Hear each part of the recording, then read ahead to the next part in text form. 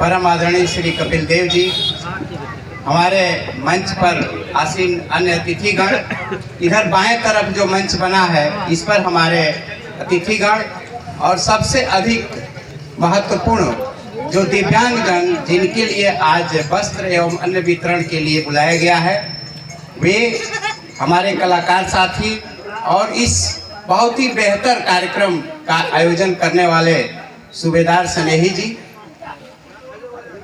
निश्चित रूप से इस तरह के कार्यक्रमों का आयोजन समाज में होना चाहिए, जिससे जो समाज के वंचित लोग हैं उनको, जो समाज में संपन्न लोग हैं उनके माध्यम से, उनके द्वारा उनकी सहायता हो सके।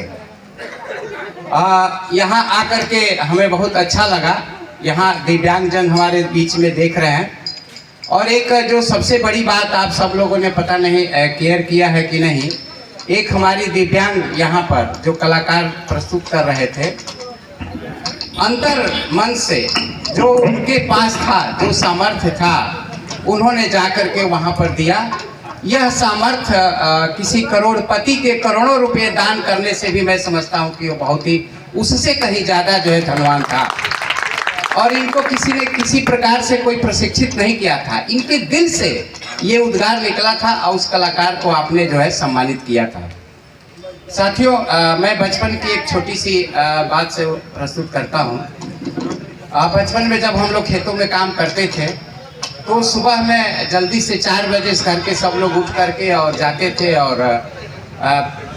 बैलों के माध्यम से खेतों में जुताई होती थी, और फिर 8, साढ़े 8, 9 बजे के करीब नाश्ता जाता था, और फिर जब खेत से हम लोग आते थे तो 2, 2:30 बजे के करीब जो है खाना मिलता था।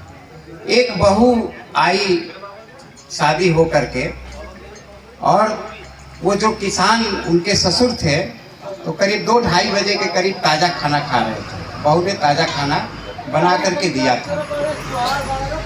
तो किसान उसी समय जो है एक नौजवान भिक्षु जो है उस घर में पहुंचते हैं, और वो कहते हैं कि मुझे भिक्षा दिया जाए। तो जो बहू होती है वो कहती है कि यहाँ सब कुछ बासी है, यहाँ जो है ताज़ा कुछ नहीं है कि हम आपको जो है खिला सकें। तो वो भिक्षुक जो है जाने लगते हैं। तो फिर जो है वो बहू कहती है उस भिक्षुक से कि महाराज आप बहुत सेकराहे आ गए। तो भिक्षुक ने कहा कि हम सेकराहे इसलिए आ गए, यानी जल्दी इसलिए आ गए कि शाम पता नहीं कब हो जाए, ये भरोसा नहीं है। तो उस ससुर को जो है समझ में नहीं आया, जो बहू का ससुर थे, वो फिर अपने वो लड़की के पिता के यहाँ उन्होंने संदेश भेजा और कहा कि ऐसा है कि ये जो आपकी लड़की है ये पता नहीं अनाप शनाप क्या कहती है, ये हम लोगों के समझ में नहीं आ रहा है, और हम आपसे निवेदन करते हैं कि आप अपनी बेटी को जो है अपने घर ले जाइए, ये हमारे यहाँ हम लोग नहीं रख पाएंगे। तो लड़की के पिताजी आते हैं और उनसे पूछते हैं कि भाई ठीक है, हम अपनी लड़की को लेके चले जाएंगे, लेकिन आप मेरा गुनाह तो बताइए, ये लड़की का गुनाह बताइए। तो लड़की को बुलाया जाता है, तो उन्होंने कहा कि हम आपके सामने गुनाह नहीं बताएंगे, हम पंचायत इकट्ठा करेंगे। और पंचायत इकट्ठा हुई, तो पंचायत में पंच लोगों ने बहू से पूछा कि बेटी बताओ। इन्होंने ससुर ने अपना पक्ष रखा, तो बहू से पूछा गया कि बेटी तुम बताओ तुम्हारा क्या पक्ष है। इन्होंने तो अपना पक्ष रख दिया। तो बेटी ने कहा, यानी उस गांव की बहू ने कहा कि करीब 5-6 महीना इस घर में आए हो गए, लेकिन इस घर से एक मुट्ठी अन्न का दाना भी किसी को दान नहीं किया गया है। ये जो हम लोग खा रहे हैं, ये हमारे पुरखों ने जो दान किया था उसके वजह से आज ये हम लोग खा रहे हैं। इन्होंने कोई दान नहीं किया है, अब इसलिए ये जो भोजन हम लोग कर रहे हैं ये बासी है, ये हमारे पुरखों का दिया हुआ है, ताज़ा जो है इसमें कुछ भी नहीं है।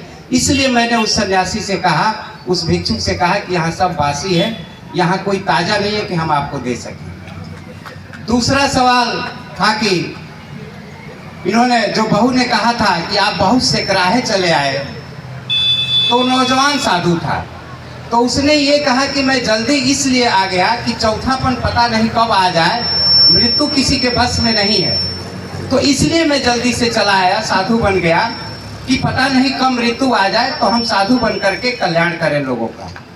ये दोनों सवालों के जवाब जब पंच लोग सुने तो उन्होंने कहा कि वाह, ये हमारे गांव में इतनी जो है बुद्धिमान बहू आई है, और उस ससुर से कहे कि तुम जो है इसको कह रहे हो कि हमारे लायक नहीं है, अब ये बहू यहीं रहेगी और गांव की पंचायत में अपना रोल अदा करेगी। अर्थात कहने का मतलब ये है कि हम जीवन में सोचते रह जाते हैं कि आज ये काम करेंगे, कल दान करेंगे, परसों दान करेंगे, और सोचते सोचते में जो है मृत्यु कब आ जाती है उसका पता नहीं रहता।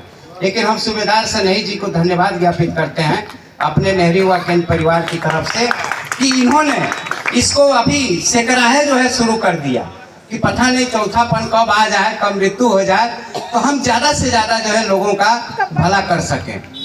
इस प्रकार से ये एक बहुत ही प्रयास है।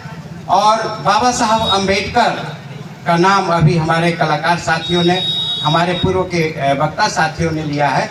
वास्तव में जो समाज के वंचित लोग हैं, जिनको आज आगे आने की ज़रूरत है, जिनको आगे ले जाने की ज़रूरत है, उनके लिए बाबा साहब का जो संविधान है वह एक गीता और कुरान से कम नहीं है।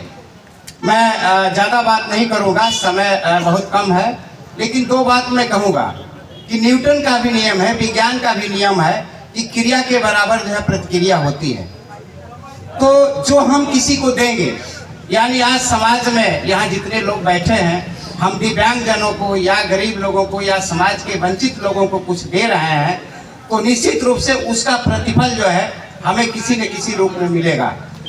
हम लोग अपनी उम्र में, मैं देखता हूँ, अभी रास्ते में जब हम लोग आ रहे थे तो मेरा दिमाग उधर जा रहा था, पता नहीं ये कहना इस मंच से उचित होगा कि नहीं होगा, समाज के वंचितों को, जो दलित हैं, जो कुचले हैं, जो महिलाएं, जो अभी सनातन धर्म और हिंदू धर्म की बात हो रही थी, उसका आप देखें तो सती प्रथा से लेकर के और महिलाओं को कितना प्रताड़ित किया गया, और बाबा साहब अम्बेडकर ने अपने संविधान में किस प्रकार से उनको आगे करने के लिए आरक्षण की व्यवस्था की, और वो लोग हो रहे हैं, यह उनका संविधान काबिल तारीफ है। ऐसी स्थिति में जितने जो वंचितों के लिए काम करते हैं उनको भगवान भी जो है आगे बढ़ाता है। भगवान ने भी कहा है नर सेवा नारायण सेवा। जो गरीब लोग हैं, जो अति दलित हैं, अति पिछड़े हैं, समाज के वंचित लोग हैं, उनकी अगर आप मदद करते हैं, बाबा साहब ने उनके लिए रात दिन किया। आज बाबा साहब, जब तक ये सृष्टि रहेगी, जब तक ये दुनिया रहेगा, तब तक जो है बाबा साहब का नाम रहेगा। मैं राजनीतिक लेवल पे अभी सोचते हैं हम लोग कभी कभी कि समाज के वंचित लोगों के लिए एक आयोग बना था, और उस आयोग की सिफारिशें जो है लागू हुई। मैं ज़्यादा उसके अंदर में नहीं जाना चाहता, और उस आयोग की सिफारिशों को लागू न हो या उसका प्रभाव न पड़े, एक राजनीतिक व्यक्ति ने उसके खिलाफ एक अभियान चलाया, और वो इतने योग्य व्यक्ति थे जिन्होंने अभियान चलाया कि उनको राजनीतिक परिदृश्य में इस देश की सर्वोच्च कुर्सियों पर अभी तक विराजमान हो जाना चाहिए था, लेकिन वो विराजमान नहीं हो पाए। वो इसलिए कि जो समाज के दलित और वंचित लोग थे, उनके लाभ के लिए जो आयोग की सिफारिशें लागू हो रही थी, वो उसको उन्होंने लागू नहीं होने दिया। लागू हो गया, मगर उसमें उन्होंने अवरोध पैदा किया।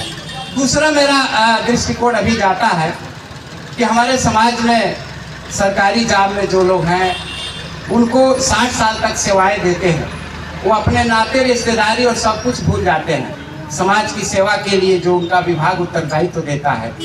लेकिन एक उसी में से एक ऐसे राजनीतिक व्यक्ति पैदा हुए जिन्होंने उस अधिकार को छीना, और उनका अंत कैसे हुआ वो आप सभी लोग जो है समझ सकते हैं। इस बात को मैं उसके अंदर में नहीं जाना चाहता। अर्थात अगर हम ईश्वर को मानते हैं, हो सकता है कोई नास्तिक हो तो उसकी कोई बात नहीं, तो विज्ञान जो है वो क्रिया और प्रतिक्रिया का नियम जो है हमेशा लागू होगा कि हम जो समाज को देंगे, हम अगर बबुल देंगे और सोचेंगे कि हमको आम मिले, तो वो बबुल जो है हमको आम कभी नहीं दे सकता। सूबेदार सनेही जी अपने माध्यम से, आप सभी के माध्यम से जो यह प्रयास कर रहे हैं वह बहुत ही काबिल तारीफ है, और मैं आप सभी के प्रति, आप सभी से यह गुजारिश करूंगा कि इनके अभियान में जो है मदद आप लोग करते रहेंगे, हम लोगों के स्तर से जितना। और सूबेदार जी की मैं बता दूं बात, गाजीपुर जनपद में मतदाताओं को 100% मतदान के लिए प्रेरित किया जाता है। ये हमारा वोट जो है अधिकार है, और एक वोट से हम समाज की तस्वीर बदल सकते हैं। तो इसके लिए जो आप देखे होंगे कि जो वोट का प्रतिशत है वह 54-55% से ऊपर नहीं जाता है, जहां अगर यूपी में अभी 60 तक नहीं पहुंचा है।